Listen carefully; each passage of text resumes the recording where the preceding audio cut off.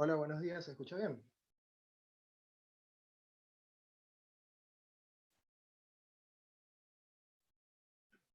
Ok, perfecto. Bueno, creo que ya podemos comenzar con la segunda clase de esta actividad, Homeschool, con el doctor Luis Isea. La clase de hoy va a ser sobre insuficiencia cardíaca. Eh, Doctor Isea, ¿se encuentra? Aquí estoy, ¿me escuchan? Sí, perfecto. Ok, buenísimo, gracias Antonio. ¿Me puedes? Creo que puedo compartir pantalla ya, déjame ver. Sí, sí puedo, dame un segundito. Perfecto.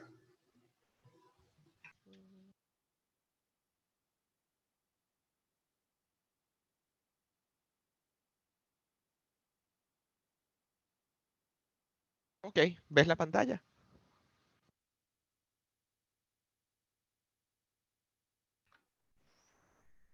Todavía se ve en negro. Dale un segundito a ver.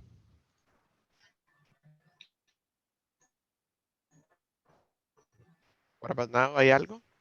Debería ser una presentación PowerPoint.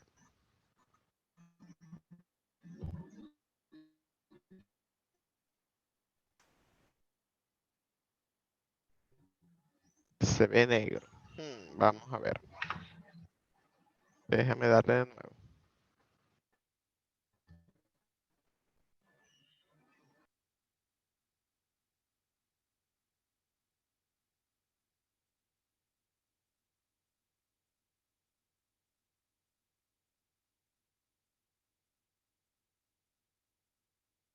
This is a little funky, what's going on here?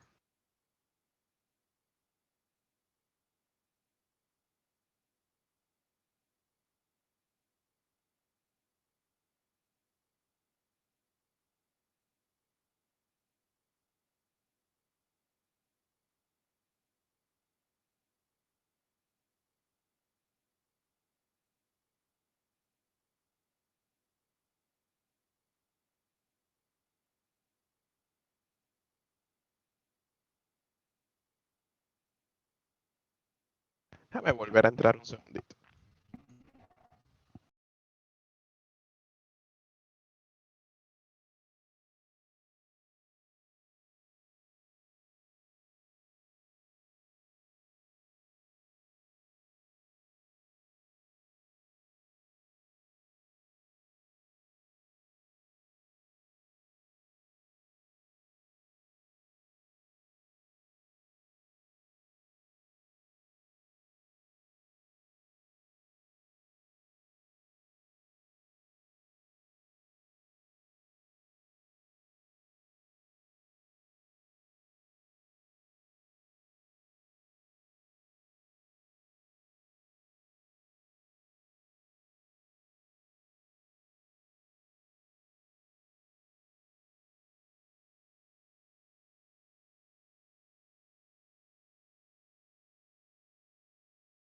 Ahora,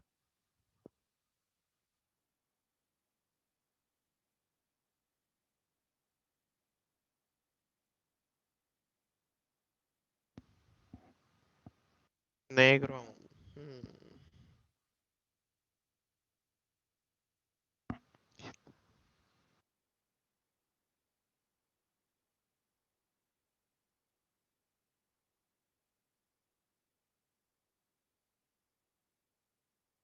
Ahora, negro aún. Sí, se sigue viendo negro.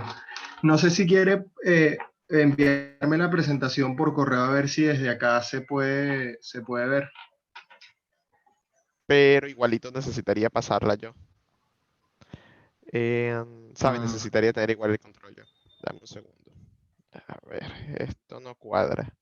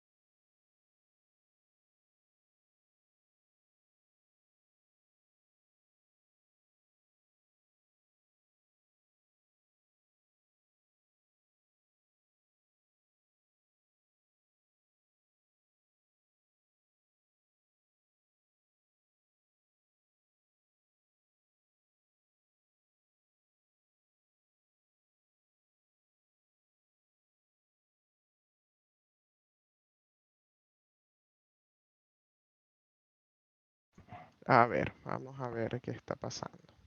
Creo que es algo con la configuración de la tarjeta de video. Dame un segundito.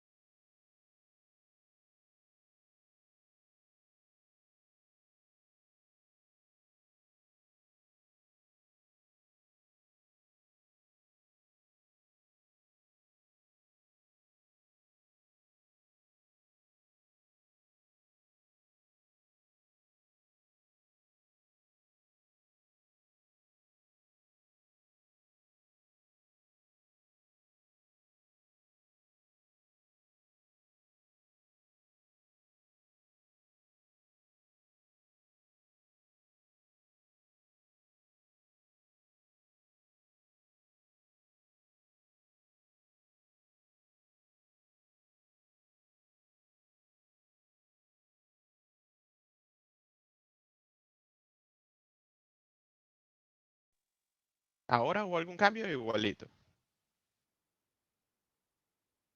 ¿Ya? Ok, gracias a Dios.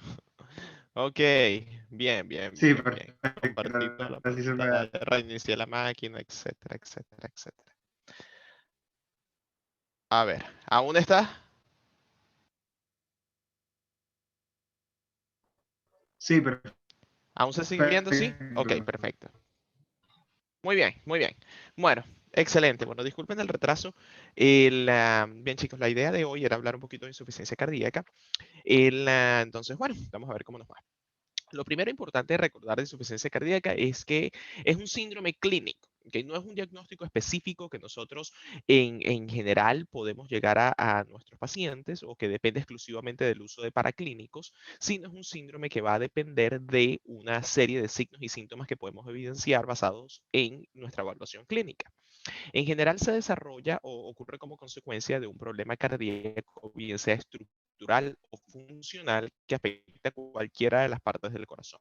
Esto puede ser el pericardio, el miocardio, el endocardio, las diferentes válvulas, la vasculatura cardíaca, el metabolismo del corazón, etcétera.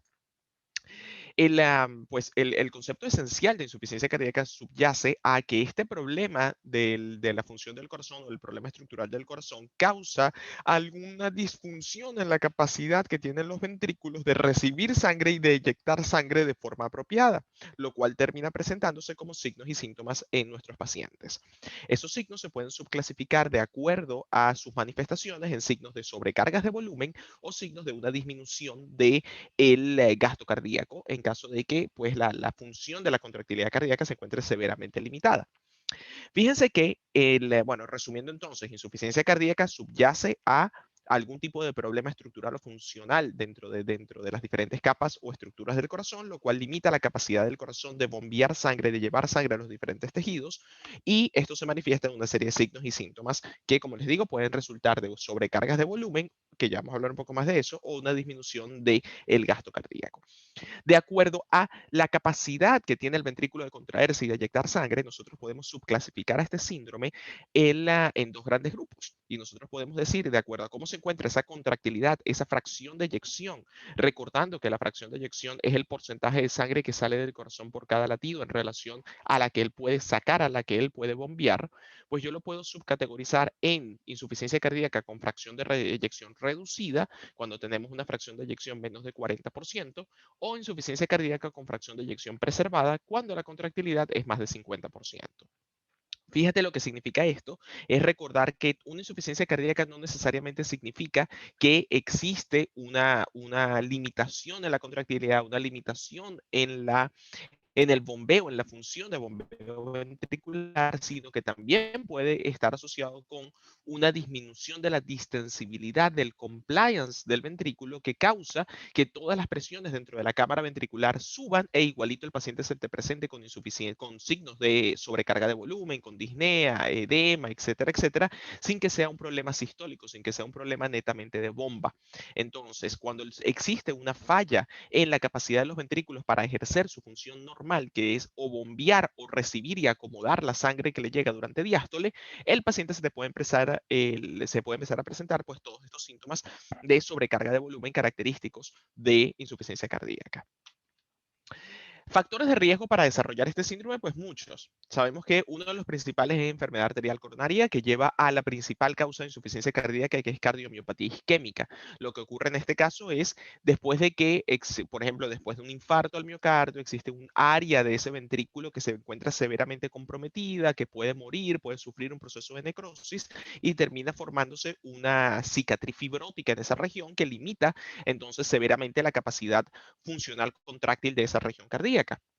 Hipertensión arterial lo hace fundamentalmente de acuerdo a una hipertrofia ventricular izquierda que comienza a desarrollarse progresivamente y que eventualmente también causa o una disminución de la distensibilidad cardíaca o un problema de contractilidad down the road. Esto obviamente va a depender de cuán severa es la hipertensión arterial y por cuánto tiempo el paciente la ha tenido. En general, mientras más cosas presente el paciente hipertenso, es más probable que termine evolucionando aparte de enfermedad arterial coronaria, diabetes mellitus o algún tipo de enfermedad valvular. En general, cualquier otra causa de hipertrofia ventricular izquierda, recuerden que por oficio implica cuando se presenta en una sobrecarga de presión, cuando tú tienes hipertensión arterial mal controlada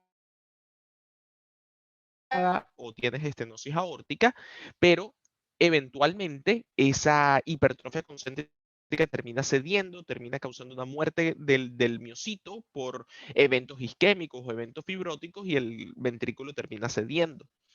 Enfermedades valvulares, etcétera. Básicamente, la insuficiencia cardíaca es el endpoint de otros tipos de cardiomiopatía, bien sea hipertensión arterial, bien sea problemas restrictivos, etcétera. Todas estas cosas por bombear sangre y termina presentándose como insuficiencia cardíaca. Si hablamos de etiología específica de insuficiencia cardíaca sistólica, que es en donde nos vamos a enfocar hoy, pues la principal causa, como les mencioné, es cardiomiopatía isquémica. Es la principal causa, la causa más común en países especialmente occidentales, representando 50-75% del total de casos. Esto es clásico en el paciente que tiene historia de infarto al miocardio y se te presenta después con signos de insuficiencia, o te das cuenta que tienes un paciente con new onset heart failure, se te está presentando con nuevos síntomas de insuficiencia cardíaca y como parte de la evaluación diagnóstica haces un cateterismo y el cateterismo te muestra pues enfermedad arterial coronaria avanzada en esa angiografía. Otra causa muy frecuente es cardiomiopatía dilatada. Recuérdense que el concepto de una cardiomiopatía es una enfermedad que intrínsecamente afecta a la fibra miocárdica. Existen diferentes tipos, cardiomiopatía dilatadas, restrictivas, hipertróficas, etc.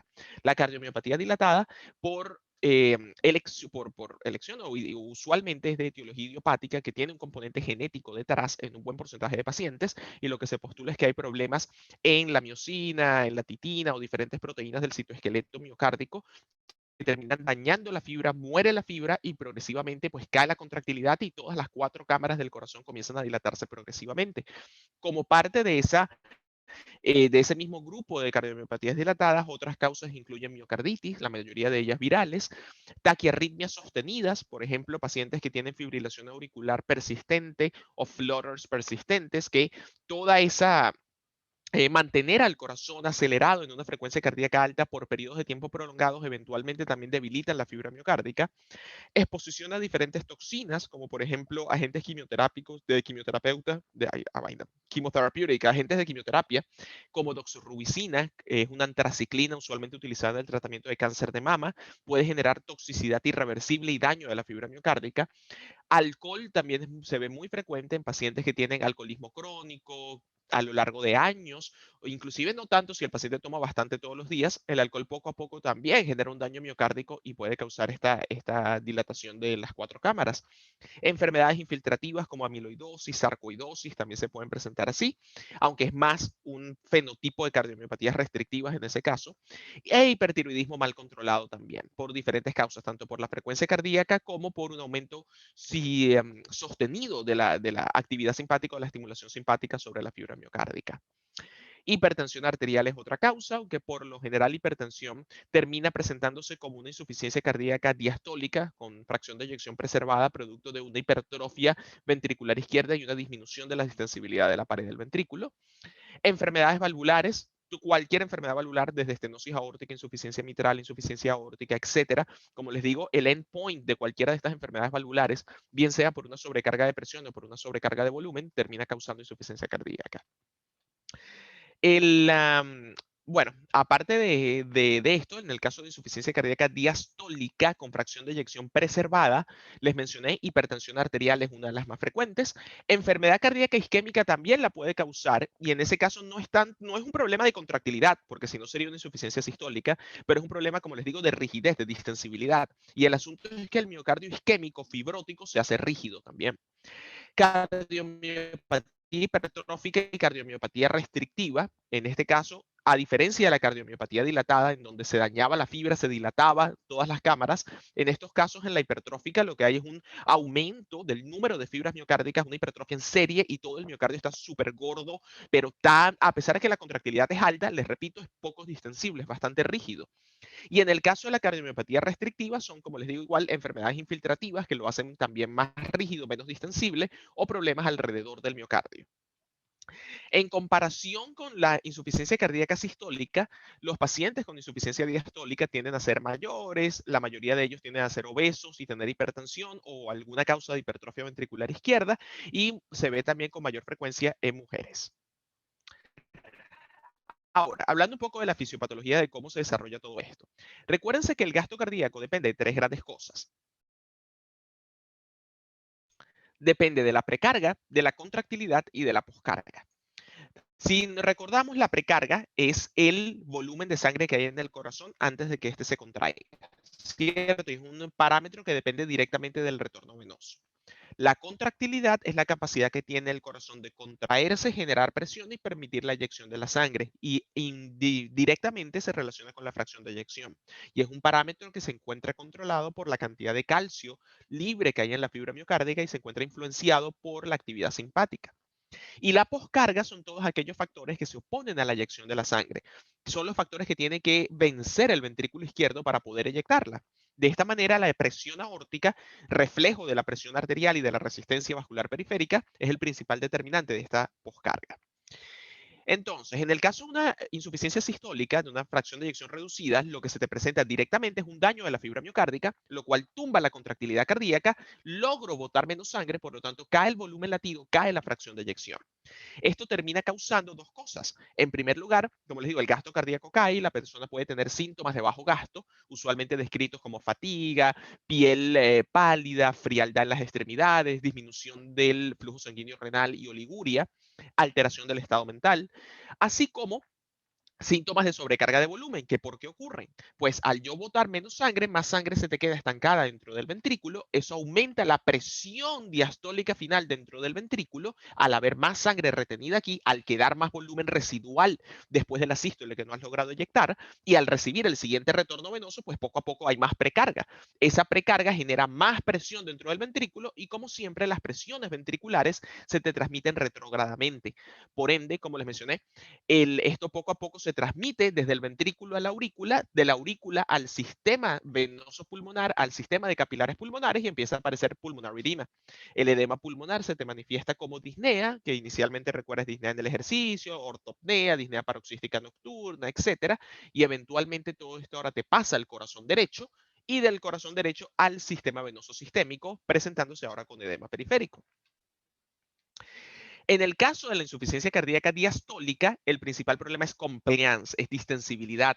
En este caso, a la misma precarga, no es un problema de precarga, ¿cierto? Recuérdate que dijimos, en la sistólica se te daña la fibra, boto menos sangre, se te queda más sangre estancada, la precarga sube, pero poco a poco y eso sube la presión. El problema acá no es el volumen per se de sangre, el problema es que al mismo volumen de sangre, siendo el corazón más rígido, menos distensible, las presiones ventriculares terminan subiendo igual y se transmiten como siempre retrogradamente. Recuérdense que todo el chiste del sistema cardiovascular y de la fisiopatología cardiovascular es que cuando hay un problema de presión, todas las presiones van para atrás.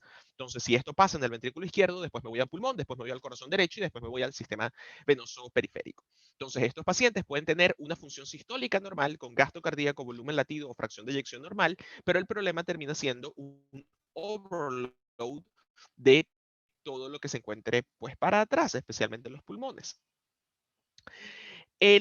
Como respuestas, ¿qué respuestas de adaptación fisiológica ocurren en la insuficiencia cardíaca sistólica? Pues el producto de la fisiología normal, cuando nosotros tenemos una disminución de la presión arterial del gasto cardíaco, se activan una serie de sistemas de control de presión arterial que incluyen tanto al sistema nervioso simpático como al sistema renina-angiotensina-aldosterona. Esto es lo fisiológico. Siempre que tú tienes una percepción de una caída del gasto cardíaco, que puede ocurrir en una hipovolemia, por ejemplo, en el caso de una hemorragia, o puede ocurrir como parte del reflejo vasoreceptor cuando una persona pasa de la posición supina a la posición erecta. En este caso, el problema es que esto no es fisiológico, esto está ocurriendo en producto de una patología. Entonces, la activación de esta gente termina causando bastantes cosas. Al yo activar el sistema renina-angiotensina-aldosterona, eso termina yéndose al riñón para aumentar la retención de sodio y de agua, lo cual termina expandiendo más el volumen extravascular. El problema de eso es que al yo tener una expansión del líquido extracelular, eso me aumenta más la precarga. Recuérdense que la idea detrás de todo esto es que si yo tengo baja presión arterial, el cuerpo lo interpreta, quizás me hace falta volemia, yo necesito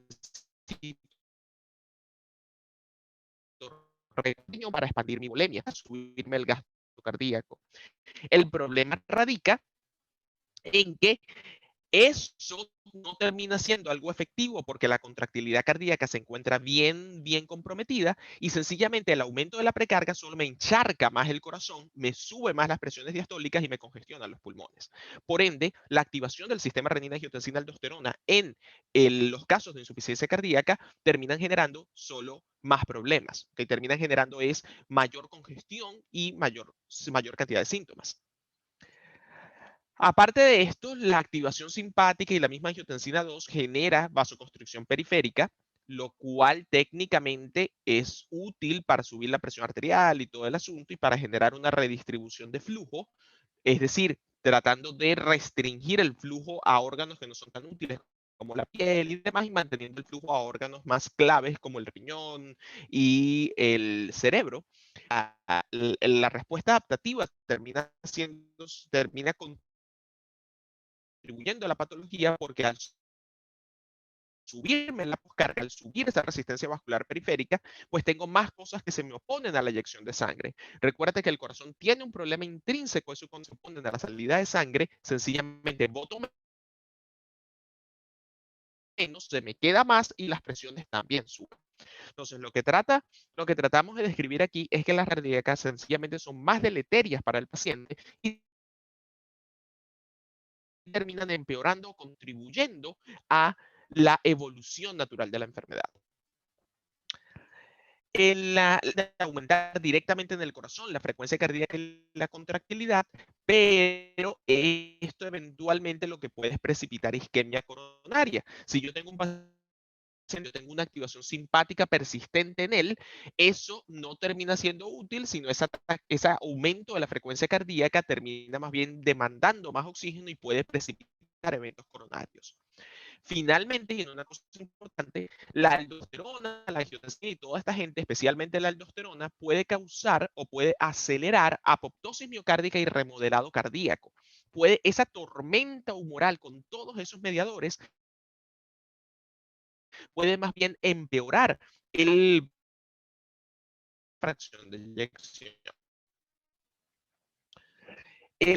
Bueno, por último, esto no es tan relevante, pero también existe una liberación de vasopresina. Recuérdense que al caer el gasto cardíaco, caer la presión, las compensatorias, los mismos vasoreceptores detectan esto, activan el hipotálamo, yo libero más vasopresina y la vasopresina hace dos cosas. La vasopresina por los receptores B1 también actúan como un agente vasoconstrictor y por la retención de agua a que haya una dilución del plasma y genera hiponatremia. De hecho, recuerden, si en otro momento, si uno habla de hiponatremia, la hiponatremia tiene diferentes etiologías y de acuerdo a el estado de volumen de un paciente se clasifica en hipovolémica, euvolémica o hipervolémica. En pacientes con insuficiencia cardíaca, producto de la retención de agua que genera tanto la aldosterona, la angiotensina como la vasopresina, esa hiponatremia surge como consecuencia de ese volume overload y es una de las cosas que puede ser un indicador de severidad y pronóstico de la insuficiencia cardíaca. Mientras peor sea la insuficiencia, pues más activación neurohumoral hay, más retención de volumen hay y peor es la hiponatremia del paciente. Entonces, como mencionamos, todo esto termina más bien,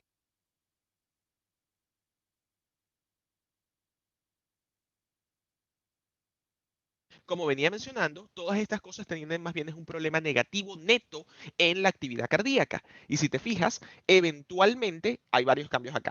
Entonces, cuando todo esto el corazón, si te fijas acá, el corazón no termina contrayéndose apropiadamente, esto termina causando una activación del sistema simpático, hay mayor liberación de renina, mayor liberación de vasopresina, hay mayor retención de sodio, agua, etcétera, a nivel renal. Y fíjate, aquí en la cuadrita de la izquierda, fíjate cómo progresivamente a lo largo de los años el corazón solo va dilatándose más y más a medida que todos estos problemas, todo este daño va evolucionando a lo largo del tiempo y eso termina tumbando la fracción de eyección progresivamente y el ventrículo sigue dilatándose progresivamente. Los signos y síntomas de insuficiencia cardíaca en general, como les mencioné, dependen de dos cosas. Dependen o del fluid overload, que es lo que ocurre producto de la activación también, o empeorado por la activación de estos sistemas compensatorios, o síntomas de bajo gasto. Esto incluye como producto del fluid overload característicamente la sensación de disnea, que inicialmente es disnea en el ejercicio y luego progresa a disnea en reposo. Recuerden que la disnea muchas veces también depende de la activación de receptores juxtacapilares que se ven dentro del parénquima pulmonar. Es decir, el edema pulmonar que se genera producto de la sobreterticio del parénquima pulmonar y generar la sensación subjetiva de falta de aire, que es lo que conocemos como disnea. Ortopnea, que es la presencia de disnea en la posición supina, ocurre también muy típicamente recuerda que al acostarte existe una redistribución de fluido. Entonces, cuando tú estás parado, por efecto de la gravedad, el sistema venoso de capacitancia mantiene mucha cantidad de sangre y fluido en las extremidades inferiores. Cuando te acuestas, toda esa sangre levanta, el retorno venoso aumenta la precarga y genera mayor sensación de disnea. Esto característicamente se puede ver en un paciente con el uso de almohadas. Una de las cosas típicas que tú puedes preguntarle al paciente es, señor, ¿cuántas almohadas está utilizando para dormir? ¿O ha notado que está utilizando más almohadas recientemente? Recuérdate que el paciente va a tratar de levantar el tórax para tener una mejor capacidad respiratoria. Y también los pacientes tienden a tener esa tos nocturna persistente, que es algo que usualmente llamamos asma cardíaca. También se pueden presentar con disnea paroxística nocturna, que es la sensación de ahogo repentina que puede parar, despertar al paciente en medio de la noche.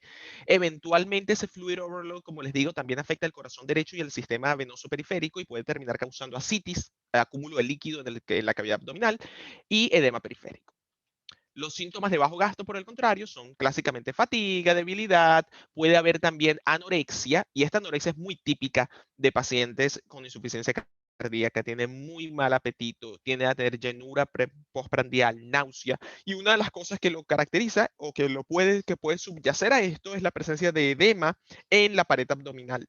Entonces, no solamente puede existir, perdón, en la pared intestinal, no solamente puede existir sobrecarga de volumen en todos los tejidos periféricos, sino también en la propia pared de los órganos. Entonces, al estar edematizado el intestino, eso genera disminución de la capacidad absortiva, que más puede ser relevante al momento de decidir la dosificación de diuréticos en estos pacientes, así como la sensación de náusea. Pues confusión, alter mental status, este tipo de cosas. Y una de las cositas que se ven en estos pacientes es respiración de Cheyne-Stokes. Si se fijan, esta respiración es un patrón de respiración caracterizado por progresivamente un aumento de la amplitud de la respiración. Si me fijan acá, poco a poco sube la amplitud de la respiración, la persona hace una taquipnea y una hiperpnea, y luego baja progresivamente y la persona te hace una apnea. Esto ocurre por un aumento de la sensibilidad central a variaciones de la PaCO2. Y no voy a entrar mucho en esto porque en verdad no es relevante, pero básicamente lo que ocurre es que cuando la persona tiene este episodio de apnea, la PCO2 sube al no estar ventilando y luego existe una hipersensibilidad de los quimiorreceptores centrales a ese aumento del PCO2. Esto activa el sistema respiratorio, la persona hace hiperpnea para mover el CO2, te vuelas el CO2 y luego ahora el sistema dice, oye, ahora no tengo CO2, voy a hacer apnea para volver a subirlo. Y luego hace un ciclo de CO2 alto, CO2 bajo, hago apnea, hago hiperpnea para mover ese CO2. Básicamente es un problema visto en insuficiencia cardíaca por hipersensibilidad de esos quimiorreceptores. Cuando nosotros analizamos la sintomatología del paciente con insuficiencia, una de las cosas que es relevante por la implicación terapéutica que tiene es lograr estratificar los síntomas del paciente. Y es así como tenemos una clasificación funcional del New York Heart Association. Es vieja, pero es lo que utilizamos en estos pacientes. Y básicamente nos dice cuándo tiene disnea el paciente. Si no tiene disnea cuando hace sus actividades rutinarias, es clase 1, es el paciente que técnicamente es hasta asintomático, el paciente que se siente bien, que quizás tiene un poquito de disnea, pero cuando corre o hace actividades muy exhaustivas, pero su actividad ordinaria no genera síntomas. Clase 2 es cuando ya la actividad ordinaria genera síntomas. Clase 3 es cuando son cosas menores a la actividad ordinaria que generan síntomas. Y clase 4, que es lo más avanzado, que hay síntomas en reposo. Si te fijas, esto básicamente, esta clasificación que tienes acá, se correlaciona también con estadiajes de la insuficiencia cardíaca. Y los estadios de la insuficiencia cardíaca son diferentes a esta clasificación. Quiero que vean un detallito. Los estadios van desde estadio A, que es la persona que no tiene insuficiencia, pero que tiene riesgo de desarrollar insuficiencia. Ejemplo, pacientes hipertensos, pacientes con historia familiar, enfermedad coronaria, etcétera, que es donde está la mayoría de gente, ¿no? Son donde la mayoría de pacientes con enfermedad cardiovascular tienen riesgo de desarrollar insuficiencia, pero no tienen insuficiencia. ¿Por qué existe eso? Básicamente para que estés pendiente de ellos y sepas que tienes que controlarlos bien. Luego tienes las personas en estadio B que tienen insuficiencia, pero no tienen síntomas. Esto pueden ser pacientes que tienen disfunción sistólica del ventrículo izquierdo, que te evidencias en un eco, pero el paciente está completamente asintomático. Luego ya entras al estadio C, que son los pacientes con síntomas. Ahora, los pacientes con síntomas pueden ser pacientes que no tienen síntomas con su actividad ordinaria, solamente si hacen actividad exhaustiva, o bien pacientes que ya tienen síntomas con la actividad ordinaria o menos de la actividad ordinaria, que son las clasificaciones 1 a 3 que acabamos de mencionar, y esto que evoluciona al estadio D, que es el estadio terminal de insuficiencia cardíaca, que es cuando los pacientes tienen síntomas en reposo, que es la clasificación clase 4. ¿Qué signos podemos ver en el examen físico en estos pacientes? Pues característicamente la insuficiencia cardíaca por congestión de volumen te va a generar edema pulmonar y una de las cosas que se pueden ver son crepitantes.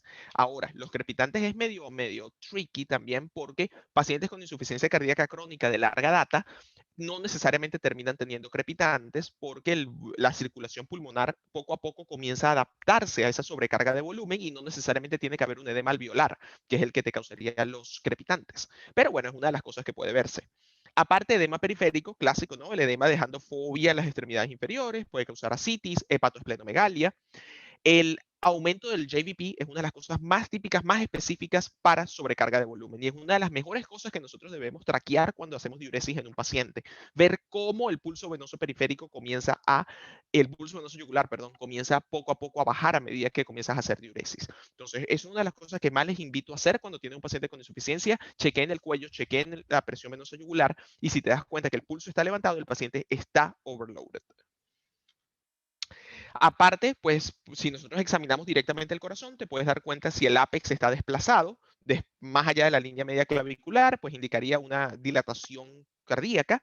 Puedes tener un ápex sostenido en el contexto de una hipertrofia ventricular izquierda. Puedes tener un parasternal lift, que esto se llama un latido paraesternal derecho, que es cuando tienes afectación del ventrículo derecho. Estas cosas, si les soy honesto, muchachos, aquí particularmente existe una nueva escuela de pensamiento, vamos a decirlo así, bueno, que he visto característicamente en Estados Unidos, en donde se le da menos importancia o preponderancia al hallazgo clásico de ciertas cositas en el examen físico. Y básicamente la idea de pensamiento es que muchas de estas cosas son bastante subjetivas y difíciles de encontrar, y dada la amplia disponibilidad de recursos para tener una mayor especificidad y lograr identificar pues, con mejor acierto el diagnóstico del paciente, tipo un eco, un electrocardiograma, una resonancia cardíaca o lo que sea, pues muchas veces no terminas dándole tanta importancia a estas cositas del examen físico. Honestamente, yo, mira, en 3 años habré palpado un apex, si acaso. Y ni hablar de si está sostenido o no sostenido y nada de estas cosas. Son más que todo cosas teóricas, pero que realmente, y la escuela de pensamiento detrás de ello es que hay tanta variabilidad interpersonal en el hallazgo de estos exámenes físicos que lo hace quizás menos relevante para el diagnóstico del paciente. Pero bueno, si está clásicamente descrito, igualito sigue siendo algo relevante. Otra cosa es importante, el gallop, cuando escuchas los ruidos cardíacos en la presencia de un R3 o un R4, característicamente un R3 en el contexto de un aumento de la precarga, en el contexto de una sobrecarga de volumen. Recuerden el tercer ruido que aparecería después de R2, que es prum, pup, prup, pup, prup, pup. Y bueno, signos de insuficiencia pulmonar que también pueden verse ya cuando la sobrecarga de volumen también lleva tiempo por ahí, con un aumento de la intensidad de P2 o soplos de insuficiencia pulmonar. También otras cositas que se pueden ver son soplos de insuficiencias valvulares, especialmente insuficiencia mitral. Recuérdense que a medida que tú dilatas el corazón izquierdo, a medida que se va dilatando, la válvula mitral también se empieza a dilatarse y las valvas ya dejan de tocarse y el paciente te desarrolla insuficiencia mitral. Recordando que insuficiencia de una válvula significa que la válvula no está cerrada cuando debería. Por ende, después de la contracción del ventrículo durante la sístole, la sangre se te regresa a la aurícula izquierda. Esto se llama insuficiencia funcional, a diferencia de una insuficiencia orgánica. La funcional ocurre es porque la insuficiencia de la válvula surge de la dilatación del ventrículo. Es un problema primario del ventrículo que al dilatarse causa la insuficiencia mitral. Cosas que te sugieren una disfunción cardíaca significativa o un problema importante del gasto cardíaco, pues la presencia constante de taquicardia sinusal, la presencia de una presión de pulso que es bastante estrecha, diaforesis, la presencia de extremidades pálidas, frías o pulso alternance, que significa pues esta variabilidad en la intensidad del pulso de latido a latido. ¿Qué cosas paraclínicas uno hace usualmente en un paciente con insuficiencia cardíaca? Bueno, como siempre, un electrocardiograma. El electrocardiograma del paciente con insuficiencia en la gran mayoría de casos tiene algo anormal. Si llega a estar normal, pues la presencia de una disfunción sistólica es altamente improbable. Fíjate que tiene un valor predictivo negativo de 98%. El electro lo útil es que te puede ayudar a pensar en una etiología inespecífica, ¿no? Te puede ayudar a ver, ¿será que el paciente tiene una taquiarritmia? ¿Será que veo signos de una insuficiencia, de una enfermedad arterial coronaria o algo así? Exámenes de sangre que puedes hacer, troponinas te pueden ayudar si estás sospechando que el paciente tiene una insuficiencia aguda en el contexto de un infarto, por ejemplo. Hacer un CBC, que es una hematología completa, te puede ayudar a ver si hay una anemia o algo así que puede estar también exacerbando los síntomas del paciente. Ver la función renal y los electrolitos séricos. Recuerden que dijimos que la hiponatremia es un marcador pronóstico de insuficiencia cardíaca. Y bueno, la función renal también en el contexto de un síndrome cardiorrenal, cuando tienes una disfunción importante del gasto cardíaco, el riñón no recibe suficiente sangre y comienza a haber una insuficiencia renal. Pruebas hepáticas, pacientes con insuficiencia cardíaca también te hacen congestión hepática y pueden tener un aumento de las transaminasas. TSH, también porque los problemas tiroideos pueden exacerbar o empeorar o precipitar insuficiencia cardíaca. Y bueno, una glucosa para ver si el paciente es diabético. Una de las cosas grandes que tienes dentro de las pruebas de valoración o evaluación de insuficiencia cardíaca son los péptidos natriuréticos. Recuerden que hay algo que se llama el BNP y que es el péptido natriurético cerebral, Brain Natriuretic Peptide, que es una proteína usualmente liberada desde los ventrículos, a pesar que el nombre sea cerebral, es porque se identificó primero en cerebros de ratones, pero realmente se produce en el ventrículo cardíaco en respuesta a un aumento de la tensión en la pared, lo cual usualmente depende de la cantidad de presión diastólica final y de volumen que haya en esa cavidad. Por ende, cuando tienes un paciente con insuficiencia que está sobrecargado, ese aumento de volumen genera presión en la pared del ventrículo que libera mayor cantidad de BNP y su precursor hormonal, que es el NT-proBNP.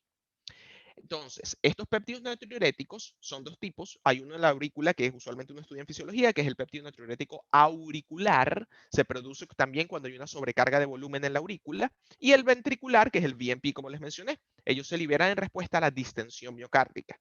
Entonces, esto es sumamente útil en pacientes que tienen, por ejemplo, disnea. Si tú tienes un paciente que te llega a la emergencia, que te llega al hospital o que te llega a donde sea, y tienes una disnea y no estás claro de dónde viene esa disnea, es decir, ¿será esto un problema pulmonar? ¿Será esto un COPD? ¿Una cosa, otra cosa? ¿O está relacionado esto con insuficiencia cardíaca, con volume overload? La medición del BNP o del proBNP puede ser útil para soportar o excluir un diagnóstico de insuficiencia cardíaca. Ahora, como les dije, el diagnóstico es clínico. Entonces, evidentemente, el examen físico te va a ayudar a esto. Pero si aún así tienes dilemas en tu diagnóstico, el BNP puede ayudarte a confirmar o excluir ese diagnóstico. Como les digo, no debería ser utilizado de forma aislada para diagnosticar insuficiencia, ya que es un diagnóstico clínico.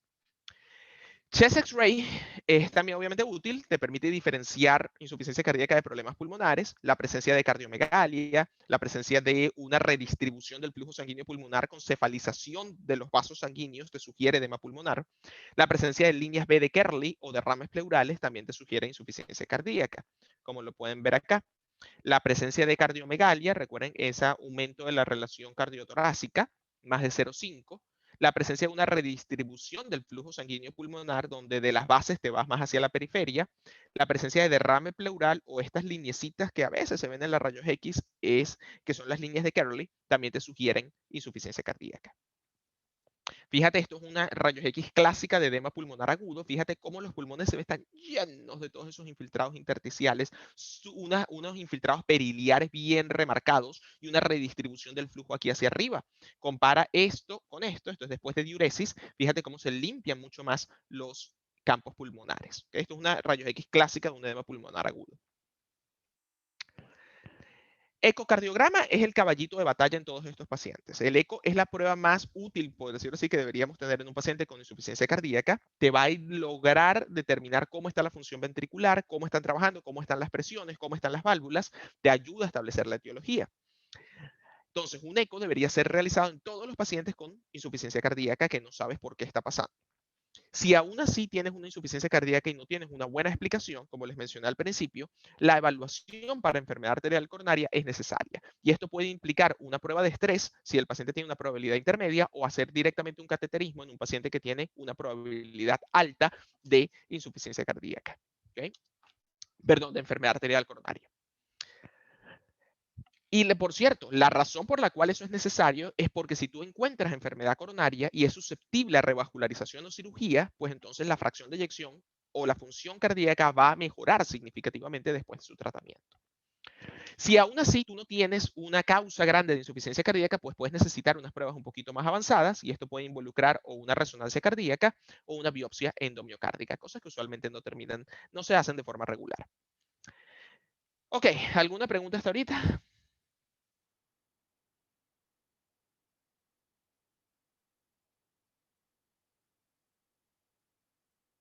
Good. So, pasando a terapia farmacológica. El manejo de insuficiencia cardíaca sistólica depende básicamente de tres cosas. Hay tres grandes caballos, bueno, ya ahora cuatro, pero hay hasta, y ya vamos a hablar de eso, pero usualmente hay tres grandes caballitos de batalla que se usan para el manejo de insuficiencia cardíaca con un nivel de evidencia clase 1 que están están probados y determinados, demostrados que reducen la morbimortalidad de estos pacientes. Y estos son Agentes inhibidores del sistema renina-angiotensina-aldosterona, es decir, ACE inhibitors, IECAS y bloqueantes de la angiotensina 2, beta blockers y antagonistas de los receptores de mineralocorticoides. ¿Okay? Son los tres caballitos de batalla en el manejo de insuficiencia sistólica. Entonces, en el caso de los inhibidores del sistema renina-angiotensina-aldosterona están los IECAS. Dentro de los IECAS, todos los PRILs, correcto, enalapril, lisinopril, perindopril, etcétera, etcétera. No existen diferencias significativas entre ellas. Tienes que tener cuidado, obviamente, en pacientes que tienen hipercalemia, pacientes que tienen insuficiencia renal, pacientes que tienen la presión bajita, en vista de que puede precipitar estas cosas. Y los principales efectos adversos asociados con ellos son tos. Recuerden, tos seca, especialmente nocturna, se puede ver en cualquier momento después de iniciar un IECA, o angioedema, que también es una de las reacciones más temidas después del uso de estos medicamentos. Lo otro que podemos utilizar son los bloqueantes de los receptores de angiotensina, como los sartán, desartán, valsartán, etcétera. Por lo general se usan si el paciente no tolera un IECA, bien sea por tos o angioedema. Y bueno, lo importante de esto es que, recuerden, cualquiera de estas dos drogas debería siempre iniciarse en un paciente con insuficiencia cardíaca sistólica. Y el asunto detrás de ello es que con todas estas drogas, las tres drogas, el asunto detrás, la fisiología detrás, es bloquear todas las respuestas neuromorales adaptativas anómalas que se generan en estos pacientes. Ahora, uno de los nuevos medicamentos que ya salió hace un par de añitos para el manejo de insuficiencia cardíaca, especialmente en este bloqueo del sistema renina-angiotensina-aldosterona, son los inhibidores combinados, que son los ARNI. Estos son inhibidores de neprilicina e inhibidores de los receptores de angiotensina 2. Básicamente aquí tienes una droga llamada Entresto como su brand name, que es valsartán sacubitril. Esto es un componente que es el valsartán, que es el bloqueante del receptor de angiotensina, y inhibidores de neprilicina, que es la neprilicina, es una enzima que degrada los péptidos natriuréticos, que degrada el BMP y el AMP. Entonces, lo que hace esto es el sacubitril, al inhibir la neprilicina, aumenta los niveles de los péptidos natriuréticos y eso se postula también que tiene un efecto beneficioso. Los péptidos natriuréticos de forma fisiológica se encargan de aumentar la natriuresis, de botar sodio por la orina y ayudan a descongestionar la bulimia. Es interesante esto, y esto ya lo vamos a hablar un poquito más adelante, pero entre esto, cuando se comparó, esto es hace un par de años, hubo un gran estudio que se llamó Paradigm Heart Failure, que comparó entre esto con enalapril en relación a un composite outcome de mortalidad, de readmisiones por insuficiencia cardíaca, de enfermedad arterial coronaria y demás, y sí demostró una disminución de 20% de estos eventos comparados con enalapril.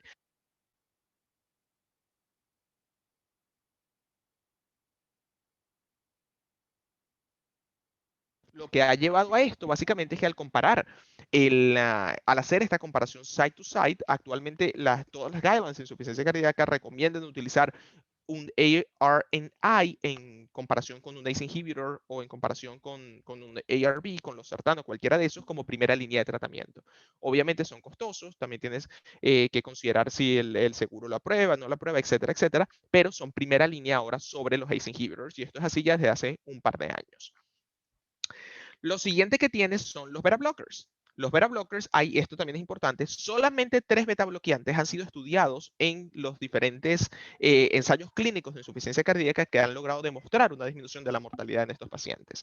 Y esto es carvedilol, metoprolol succinate, que es el metoprolol de liberación extendida, recordando que hay dos tipos de metoprolol, metoprolol tartrate, que es el metoprolol de liberación corta, que se da varias veces al día, que la vida media es más corta, y el metoprolol succinato, que es de liberación prolongada, y bisoprolol. Son los únicos 3 betabloqueantes, repito, que han demostrado tener efectividad en el tratamiento de insuficiencia cardíaca. Y por último están los MRA, que es espironolactona, que es los antagonistas de los receptores de aldosterona, y como alternativa eplerenona, es uno más caro, que tiene menos efectos adversos endocrinos. Esto está indicado, por cierto, no en todos los pacientes con insuficiencia cardíaca, está indicado en general cuando la fracción de eyección se encuentra a menos de 35%. Esa yo diría más que aprenderse toda esa cosa. Cuando tienes un paciente con una fracción de eyección menos de 35% con síntomas de heart failure, está indicado su uso. Así como pacientes que tienen insuficiencia cardíaca post-infarto, especialmente si tienen síntomas de heart failure o diabetes mellitus. Una de las cosas a vigilar más específicamente en pacientes que están utilizando aldosterona, perdón, que están utilizando espironolactona, es obviamente los niveles de potasio. Recuerda que ahora en general en insuficiencia cardíaca yo uso muchas cosas que tienden a meterse con el potasio. Por ende, al utilizar concomitantemente un IECA con espironolactona, el potasio puede subir, especialmente si el paciente ya tiene un medio compromiso renal. Por ende, es algo a visualizar. Y lo otro es el GFR, la tasa de filtración glomerular. Debería utilizarse solamente si el GFR se encuentra por encima de 30. Muy bien, entonces, ¿qué hacemos nosotros? Nosotros comenzamos a nuestro paciente inicialmente en un ACE inhibitor y la idea de cómo manejar insuficiencia cardíaca en el outpatient setting, cuando te llega un paciente a la consulta que no está en ningún tipo de tratamiento médico, usualmente tú comienzas un ACE inhibitor, tú comienzas un IECA y poco a poco empiezas a titular la dosis progresivamente hasta alcanzar la dosis máxima tolerada que esté soportada de acuerdo a la evidencia médica en los ensayos clínicos que se hicieron. Tú comienzas, es un paciente que tiene que monitorearse regularmente, usualmente cada semana o cada 2 semanas. Comienzas una dosis baja del IECA, la subes un poquito, luego metes el beta bloqueante, continúas subiendo el beta bloqueante hasta que la persona lo tolere y luego puedes seguir titulando el IECA hasta que la persona lo tolere. Si el paciente requiere espironolactona, como les digo, de acuerdo a su fracción de eyección o si el paciente tiene antecedentes de un infarto, lo pones también y lo continúas titulando. ¿Qué pasa si el paciente está ya en estas tres cosas y aún así tiene síntomas? Pues entonces en este caso tenemos que seguir añadiendo cosas. Por ejemplo, si tienes un paciente que sigue sintomático, pero es porque característicamente, clínicamente tiene sobrecarga de volumen, pues vamos a tener que darle diuréticos, ¿cierto? Y característicamente vamos a utilizar diuréticos de ASA, furosemida. Son pacientes que pueden requerirlo inclusive de uso diario para poder controlar la volemia. Pacientes pueden ser que no lo necesiten usar todos los días, sino solamente cuando monitoreando su peso todos los días te des cuenta que el peso va subiendo poco a poco, va subiendo unas libras o unos kilitos y tú dices, conchale, en ese momento tienes que tomar diuréticos. O, como les digo, pacientes que tienen que utilizarlos todos los días. Recuerden lo que les comenté, solamente estas drogas que mencionamos anteriormente han logrado demostrar una mejoría en la supervivencia de los pacientes. No todas las drogas han demostrado una mejoría de la supervivencia, una disminución de la mortalidad. Si aún así el paciente sigue sintomático después de todo esto, fíjate que digo clase 2 a 4, es decir, síntomas de insuficiencia cardíaca con la actividad ordinaria o menos, en pacientes afroamericanos, otras drogas que han logrado disminuir mortalidad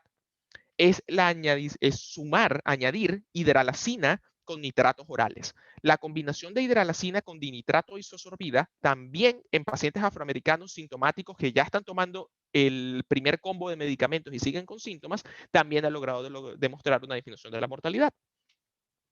Si aún así el paciente sigue sintomático, pues otra cosa que se puede añadir es digoxina. Digoxina no es un tratamiento de primera línea, es un medicamento que no ha logrado disminuir la mortalidad, es un medicamento con gran cantidad de efectos adversos, con una ventana terapéutica muy chiquitica. Lo que ha demostrado es mejorar un poco los síntomas y disminuir las hospitalizaciones por insuficiencia cardíaca. Pero fíjense que no es algo de primera línea. La primera línea es todo el resto de medicamentos, decidir dar diuréticos, decidir dar hidralacina y si aún así la cosa está problemática, puedes añadir digoxina. Si aún con todo esto, esto es una droga un poco más rara, pero si aún con todo esto también la persona tiene síntomas, tiene una frecuencia cardíaca elevada con un ritmo sinusal y ya está tomando la dosis máxima de beta blockers tolerada, puedes añadir otra droga que se llama ivabradina.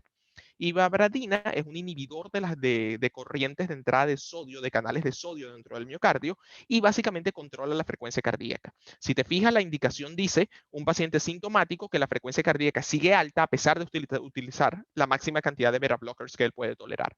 Si aún así utilizando los beta bloqueantes no controlas la frecuencia cardíaca apropiadamente, pues puedes añadir esta otra droga. Ok, fíjate que este es más o menos el esquema de nuestras guidelines, lo que dicen que tengamos que hacer. Lo primero es comenzar siempre ACE inhibitors, ARBs y beta bloqueantes y diuréticos si necesitas. Si aún así con esto el paciente sigue sintomático, la fracción de eyección se encuentra comprometida, puedes añadir los antagonistas de aldosterona. Si aún así la cosa está problemática en pacientes de raza negra, añades hidralacinas y nitratos. Si puedes tolerar y si hay manera de utilizar sacubitril valsartán, pues con mucha más razón cambias los ACE inhibitors o los ARB y comienzas sacubitril valsartán entre esto. Y bueno, a partir de ahí sigues avanzando. Tienes estas otras cositas que ya vamos a hablar, que son el uso de dispositivos, de devices, en el manejo de insuficiencia cardíaca. Ahora, antes de llegar aquí, les mencioné hasta ahorita que tres grandes cosas eran los caballitos de batalla, ¿sí? Inhibidores, los IECAs, los betabloqueantes y espironolactona. En el contexto del último año, una de las drogas que ha logrado demostrar tener un efecto enorme y un efecto más bien no esperado en el manejo de insuficiencia cardíaca son los inhibidores de los transportadores SGLT2. Los SGLT2 inhibitors, que son drogas como empaglifosina, dapaglifosina, canaglifosina, son drogas que inicialmente se diseñaron para el manejo de pacientes con diabetes mellitus. Recuerden que el transportador SGLT2 es un transportador que está presente en los túbulos renales, en el túbulo proximal, y reabsorbe normalmente la glucosa filtrada desde ese túbulo proximal. Estas drogas, en teoría, lo que hacen es inhibir este túbulo, este transportador, para aumentar la excreción de glucosa en la orina y de esa manera ayudar al paciente con diabetes. Ahora, en los estudios que se hicieron, grandes estudios, se utilizó esta droga pues, en pacientes diabéticos para ver cómo evolucionaban las cosas. Y se logró demostrar que no solamente ayudaba a controlar el A1C, el A1C del paciente, sino que en el subgrupo de pacientes que tenían insuficiencia cardíaca que recibieron esta droga como parte del trial, del ensayo, evidenciaron una disminución del número de hospitalizaciones por insuficiencia cardíaca y una disminución de su mortalidad. Lo cual llevó a pensar, ¿será que estas drogas tienen un efecto directo sobre la insuficiencia cardíaca? ¿Será que tiene un efecto directo cardíaco más allá del efecto que tienen sobre el azúcar? Y bueno, otros estudios subyacentes lograron confirmar ese beneficio. De hecho, el número necesario para tratar, lo que llamamos el number needed to treat, cuántas personas tienen que ser tratadas con la droga para prevenir un efecto adverso, es bastante bajito con estas drogas. Estamos hablando alrededor, si no me equivoco, entre 15, 20 o 30, algo así, que es bastante bajito. Eso significa que tiene un beneficio significativo en disminución de la mortalidad. Estudios subsecuentes lograron demostrar que el beneficio se adquiere no solamente en pacientes diabéticos, es decir, las drogas tienen un posible efecto de clase independiente del efecto específico en pacientes diabéticos. Y en las próximas guidelines de insuficiencia cardíaca, todo el mundo estamos seguros de que van a ser incluidas como tratamiento ahora de primera línea, como cuarta droga de primera línea para el control de insuficiencia cardíaca. Bueno, pasando a la parte final está el manejo de insuficiencia cardíaca con devices, con dispositivos. ¿Qué dispositivos tenemos? Tenemos los desfibriladores, que son los ICDs, son cardiovertores, son desfibriladores implantables, y tenemos marcapasos, pacemakers. El asunto de estos, el uso, la racionalización detrás del uso de estos dispositivos deriva de que los pacientes con insuficiencia cardíaca, a medida que el ventrículo se daña más, se dilata más, tienen mayor probabilidad de desarrollar arritmias malignas, que termina siendo una causa de muerte en estos pacientes relativamente frecuente. El uso de un ICD, de un desfibrilador, está recomendado para la prevención primaria o secundaria de muertes cardíacas súbitas por arritmias ventriculares. Para las indicaciones para su uso en prevención primaria es básicamente la presencia de síntomas con una fracción de eyección menos de 35%. Lo pueden recordar así. Un paciente sintomático con una fracción de eyección menos de 35%, que es lo mismo pensando como el aldosterona igualito, que lo que era el uso de espironolactona. Una de las cosas interesantes acá es que el uso de estos dispositivos se recomienda solamente cuando tienes un paciente que ya ha estado tomando medicamentos a sus máximas dosis, a las máximas dosis toleradas por al menos 3 meses. Y eso es importante. No es sencillamente decir, yo diagnostico una insuficiencia cardíaca, la fracción de eyección está baja, el paciente tiene síntomas, voy a montarle un marcapaso o voy a montarle un desfibrilador. No, es comenzar los medicamentos, es estar en las dosis máximas toleradas de los medicamentos, haciendo lo que tienes que hacer por más de 3 meses y el paciente aún sigue cumpliendo este criterio. Pacientes postinfartados, no necesariamente esperas 3 meses, esperas 40 días mínimo después del infarto para hacer una revaloración de la fracción de eyección.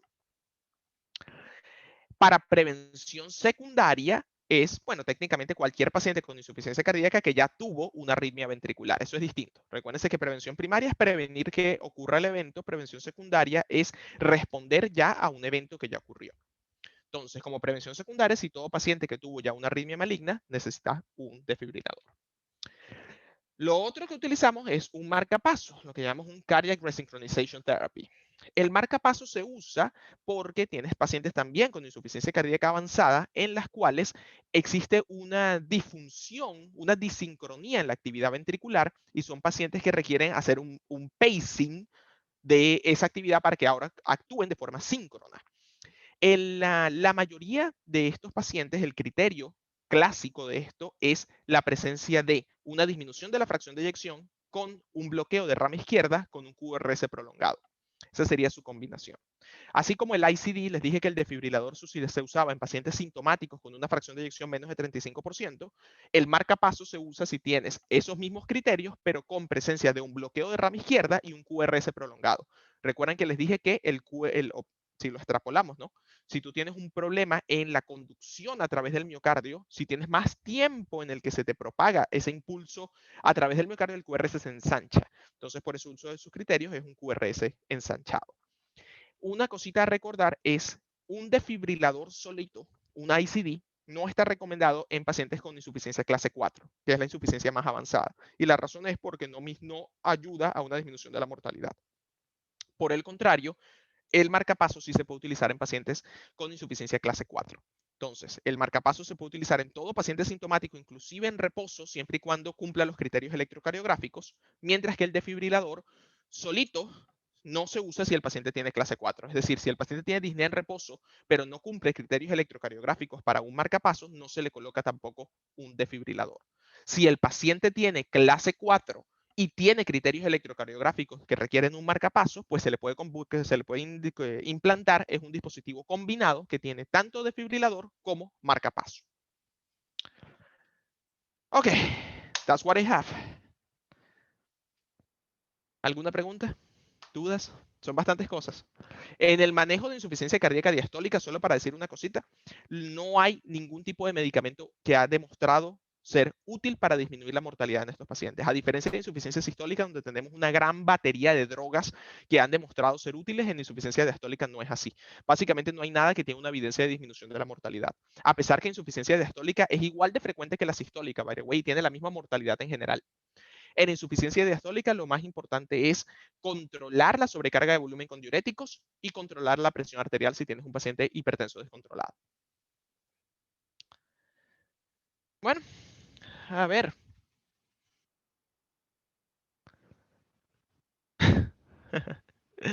Otra vida, Rafael. Esa era una idea hace varios años. ¿Algún día? ¿Alguna duda? ¿Algo que pueda servir?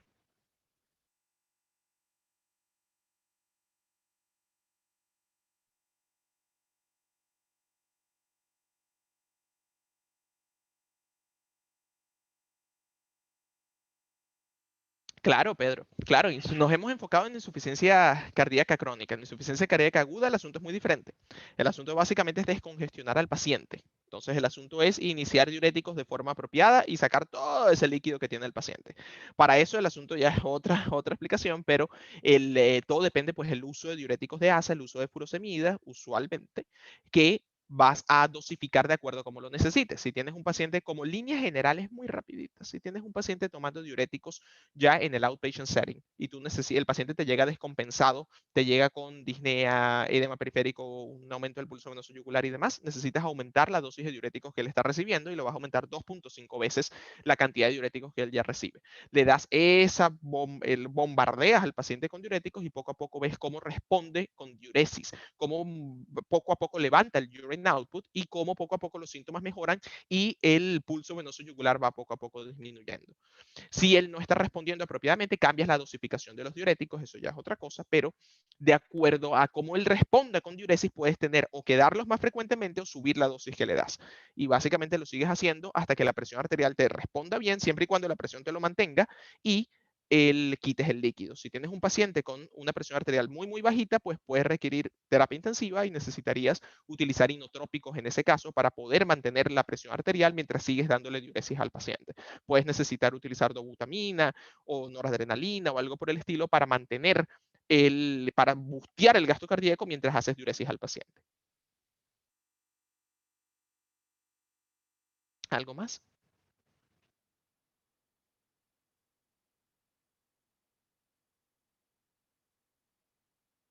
Bueno, excelente. Espero verlos el sábado que viene con el favor de Dios. Creo que lo siguiente es enfermedades valvulares y cardiomiopatías. Cuídense, Dios los bendiga. Excelente, doctor. Muchísimas gracias. Bye, Antonio.